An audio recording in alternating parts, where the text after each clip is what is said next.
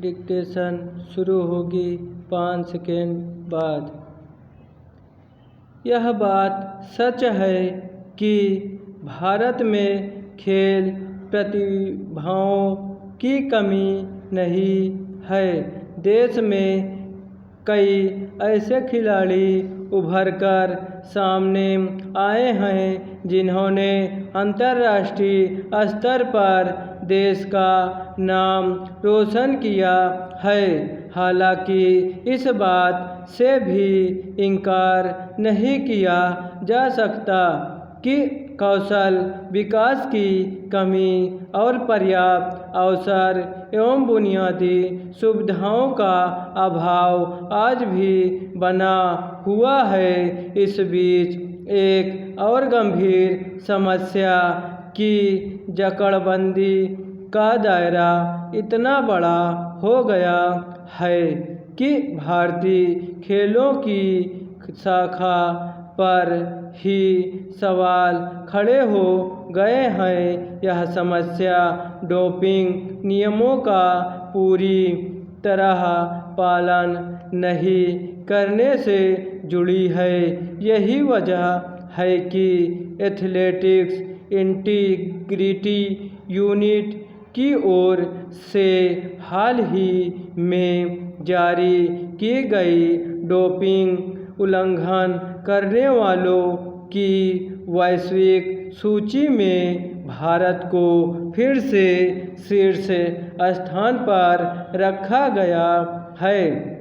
ऐसे में अहम सवाल यह है कि क्या देश में डोपिंग रोधी नियमों की गंभीरता को समझने में लापरवाही बरती जा रही है या फिर इसकी वजह कुछ और है।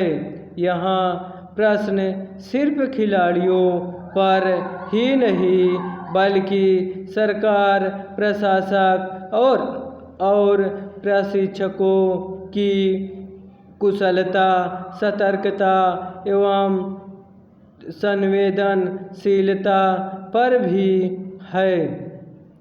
गौरतलब है कि पिछले 2 वर्षों से डोपिंग उल्लंघन करने वालों की सूची में सबसे ऊपर रहने के कारण विश्व एथलेटिक्स ने बीते अप्रैल में भारत को डोपिंग के बहुत अधिक जोखिम वाले देश के रूप में भी चिन्हित किया था। इसकी गंभीरता को देखते हुए हालांकि सरकार की ओर से डोपिंग रोधी कार्यक्रम शुरू किए गए हैं, लेकिन इनकी गुणवत्ता जोखिमों के अनुपात में कहीं कम नज़र आती है।